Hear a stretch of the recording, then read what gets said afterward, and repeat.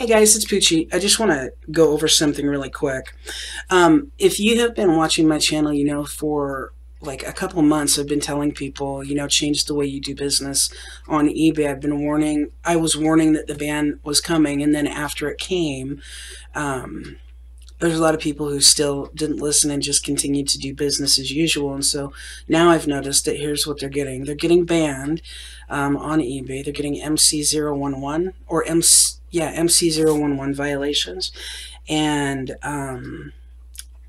eBay is requiring them to submit proof of identity and also proof of ownership for each of the items you had listed. For new items, we can accept supplier or retailer invoices, receipts, or for old used items, we can accept actual photos of the items pictured clearly with your photo ID that proves the items are in your possession. So again, eBay is going after accounts that they believe are doing retail arbitrage drop shipping. If you do not have the items in your possession and you do not have receipts showing that you have purchased every item that was on your eBay account before they banned you, you're not going to get your account back. If you start your stealth account or start a stealth account, pardon me, and you continue to do things the same way, the same thing's going to happen. So some of us have been saying, do things differently. Some of us have gone to retail, to wholesale drop shippers. We have one that I set up in, I did a video on just like a few days ago here, and also I set them up in Poochie's Pack, my Facebook group, so you can get in there and get an actual agreement from this wholesaler so you can do business drop shipping on eBay in accordance with eBay's rules and policies. Okay, here's what happens when you get this kind of a problem. Sometimes if you do have all the receipts, it's not a problem. If you don't have all the receipts, like if you had 100, let's say you had 300 items, okay, on eBay. You have 300 items and you have like 5 of each item, okay? So that's like 1,500 items you have to come up with receipts or invoices for, okay? And if you don't, account is dead. No reason to even waste time getting it back. You are unlikely to get your account back even if you provide real and authentic invoices, bills of sale. It is very, very unlikely they will reverse their decision. Now it's permanently suspended. So from this group, askken.com, it's UK forums, but still it's kind of like the same thing. Once you get an MC011, it's very hard to get your eBay account back. This is kind of what I've been seeing for a while, is that be careful with your account if you don't want to get banned. Change the way you do things. I've been saying that for a few months, and I've changed the way that I'm selling on eBay. And I mean, sales are not like the good old days, but I have managed to get an account unflagged, and it's an account that was doing retail arbitrage drop shipping before.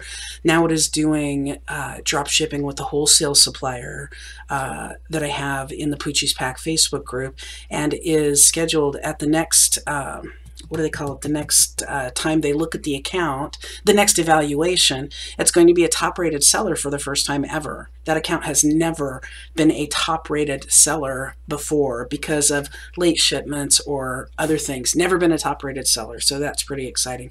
So you can change the way you're doing business on eBay. One important thing that I also want to talk about is those of you who are, you don't have to listen to me. I don't care if you listen to me. If you get some knowledge from me, then that's great. That's why I do these videos, and that's why, I talk about things that I hope can help people. I've been wrong before. I'll be wrong again. I don't care if I'm wrong. I get attacked a lot by people. That's fine too. I don't really, that's kind of like water off a duck's back to me, because whenever you have opinions and you state things, you're going to have people attack you. It's just kind of, especially if you put yourself out there and you take the risk to help people, or for whatever reason, then you're going to get attacked for it. And that's okay with me. But I did want to talk a little bit about something that I see all the time that really drives me crazy. like in these groups and on Facebook groups, people are so desperate for knowledge sometimes that when you post a question, when they post a question in a group, like I've seen it in my group, they're easily taken advantage of or are very easily for other people to give bad advice, and then they latch onto it.